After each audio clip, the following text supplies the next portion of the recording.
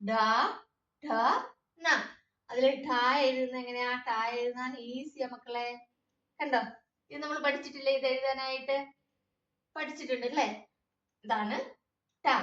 എല്ലാരും ഒന്ന് എഴുതിക്കുക. അതായത് നമ്മൾ ഇതാ ഇങ്ങനൊരു കേവ്, അത് നമ്മൾ സി പഠിച്ചില്ലേ?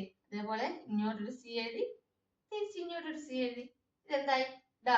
പക്ഷെ നമ്മൾ എഴുതുമ്പോ എന്ത് ചെയ്യണം? കൈ എടുക്കാതെ എഴുതണം. ഇതെന്താണ്? ടാ. എന്താണ്? ടാ. കണ്ടോ? ടാ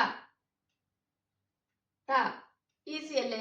കൂടുതൽ പറഞ്ഞു തരേണ്ട ആവശ്യമില്ലല്ലോ. സ്ലേറ്റ് പെൻസിലും എടുത്തു. ടാ. നമ്മൾ 5 എഴുതാൻ പഠിച്ചല്ലേ? 5 നമ്മൾ ഇങ്ങനെ എഴുതും അല്ലേ? പക്ഷെ ഇത് ഇങ്ങനെ വരാതെ ഇങ്ങനെ ഇത് കേരളാക്കി കൊണ്ടുവന്നു കഴിഞ്ഞാൽ എന്തായി? ടായായി.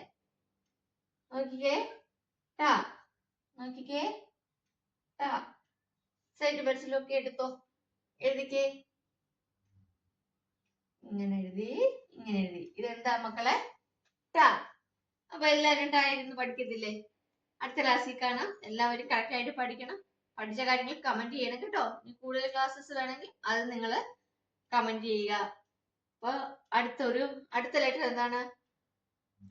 ടാ കഴിഞ്ഞാല് ടാ. അത് പഠിക്കുക കേട്ടോ. ബൈ.